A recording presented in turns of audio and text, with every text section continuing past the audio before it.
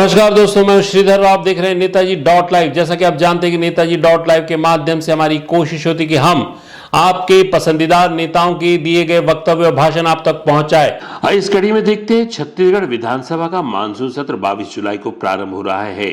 Monsoon सत्र को लेकर कैबिनेट मंत्री केदार कश्यप ने विपक्ष पर तंज कसा। उन्होंने कहा कि विपक्ष की विधानसभा और लोकसभा में करारी हार हुई है। जनता ने उनका मुख बंद कर दिया है। उनका बड़बोलापन खत्म हो गया। भगवान उनको सहन शक्ति दी। कांग्रेस की बैठक को लेकर कैबिनेट मंत्री केदार कश्यप ने कहा, संगठन को कितना मजबूत करेंगे वह तो वही जाने। हार का ठीकरा किसके ऊपर फोड़ा जाए उसके लिए व्यक्ति खोज रहे हैं। स्कूलों की जर्जर स्थिति को लेकर मंत्री केदार कश्यप ने यह भी कहा कि पिछले 5 सालों में स्कूलों की स्थिति मुख्यमंत्री और उप मुख्यमंत्री के चलते खराब हुई है। शिक्षा मंत्री प्रेमसाय टेकाम बाबा गुट के थे। इसके चलते स्कूल शिक्षा विभाग को अनदेखी किया गया। आइए देखते हैं कैबिनेट मंत्री केदार कश्यप क्या कह रहे हैं नेताजी डॉट लाइव में। 22 तारीख से विधानसभा का मानसून सत्र प्रारंभ हो रहा है। 5 दिनों तक ये मानसून सत्र चलेगा, लेकिन जिस तरीके से स्थिति है, पूरा विपक्ष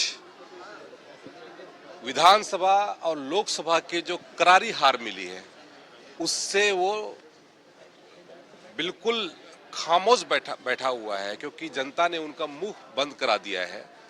उनका बड़बोलापन खत्म हो गया है और भगवान उनको सहन शक्ति दे और विभिन्न विषयों पर उनको कहते हैं चिंतन करने का अवसर प्रदान करें। कल हमारे माननीय केंद्रीय मंत्री मनोहर लाल खट्टर जी, हमारे छत्तीसगढ़ में उनका आगमन हो रहा है और उनका हार्दिक अभिनंदन है। मंत्री बनने के पश्चात वो पहली बार हमारे छत्तीसगढ़ में प्रवास कर रहे हैं और वो हमारे पूरे प्रदेश के पदाधिकारियों सहित हमारे मंडल के अध्यक्ष तक उनको वो संबोधित करें और इसकी दृष्टि से ये कार्यक्रम आयोजित किया गया है और उसमें हमारे सारे कार्यकर्ता उसमें सम्मिलित होंगे।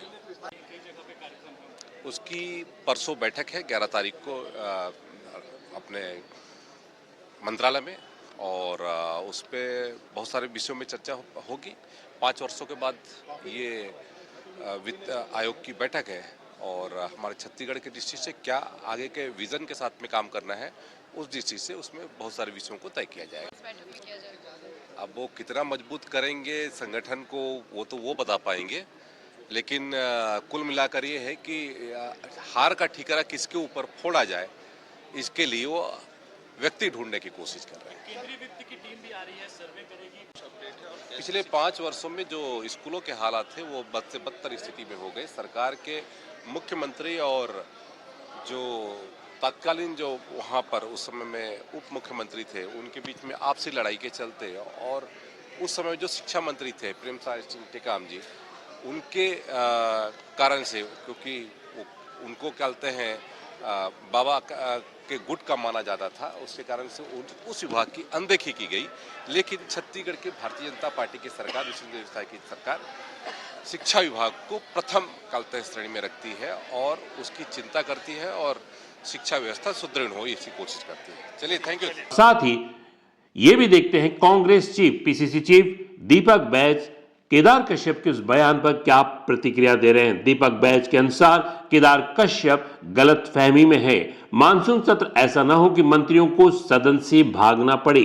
कांग्रेस के एमएलए लीडर ऑफ अपोजिशन महंत के नेतृत्व में कांग्रेस पार्टी सदन के अंदर भी लड़ेगी और कांग्रेस पार्टी सदन के बाहर भी लड़ेगी। इस मानसून सत्र में कांग्रेस का जबरदस्त प्रदर्शन होने वाला है। सरकार के पास जनहित मुद्दों को लेकर हम जाएंगे। पहला बैठक प्रदेश के सभी जिला अध्यक्षों के साथ होगी और दूसरी बैठक प्रदेश कार्यकारिणी की होगी, जहां पर आगामी हमारी कार्य योजनाओं को लेकर चर्चाएं करेंगे और संगठन की रणनीति, संगठन की मजबूती को लेकर और आने वाला समय में हम सरकार की विफलताओं को लेकर हम जनता तक उन मुद्दों को पहुंचाएं। इसके लिए हम लोग रणनीति के साथ हम लोग काम करने की आज रणनीति बनाएंगे। दूसरी चीज यह है कि नगरीय निकाय चुनाव को लेकर भी हमारी चर्चा होगी।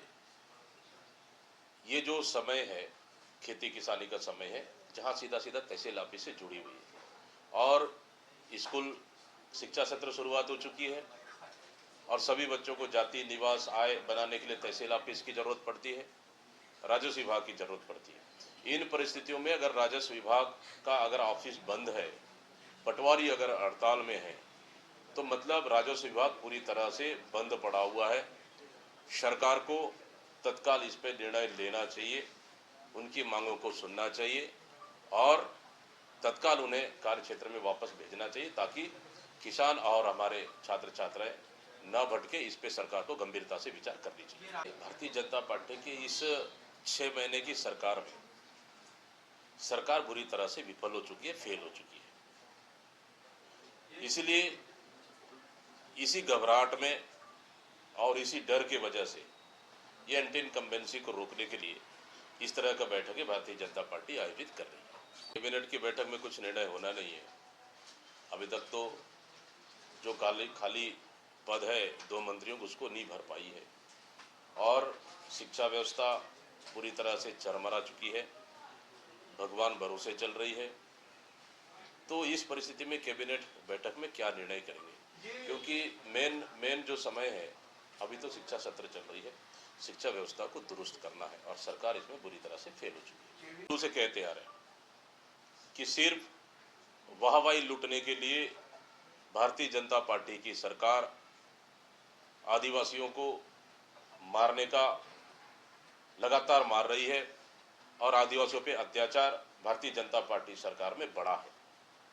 जिस तरह से उसूर में पूरे गांव के लोग पूरे गांव को उठाकर लाना और फर्जी नक्सली के नाम से उन्हें डराना धमकाना और उन्हें जेल भेजना, बाकी लोग छोड़ देना, जेल भेजना। पूरी गांव इकट्ठा होकर गए थे कि गांव वाले और मिन्नतें कर रहे थे। वहां पे कई महिला तो रो के वहां बुरा हाल है, बच्चों का बुरा हाल है। आखिर इस आदिवासी मुख्यमंत्री के राज में आदिवासी क्यों अपने आप को इतना असुरक्षित महसूस कर रहा है, ये सोचने वाली बात है। अगर मुख्यमंत्री में थोड़ा सा भी मानवीयता है, थोड़ा सा भी इंसानियत है, तो इस तरह के मामलों को तत्काल बंद करना चाहिए और आदिवासियों पर अत्याचार नहीं होना चाहिए। इसलिए इस मामले की घटनाओं को लेकर प्रदेश कांग्रेस कमेटी ने गंभीरता से लिया है। जांच कमेटी बनाए हैं, जांच कमेटी जाएगी और गांव वालों से चर्चा करेंगे। रिपोर्ट आने के बाद निश्चित रूप से हम लोग विधानसभा मामला को उठाएंगे।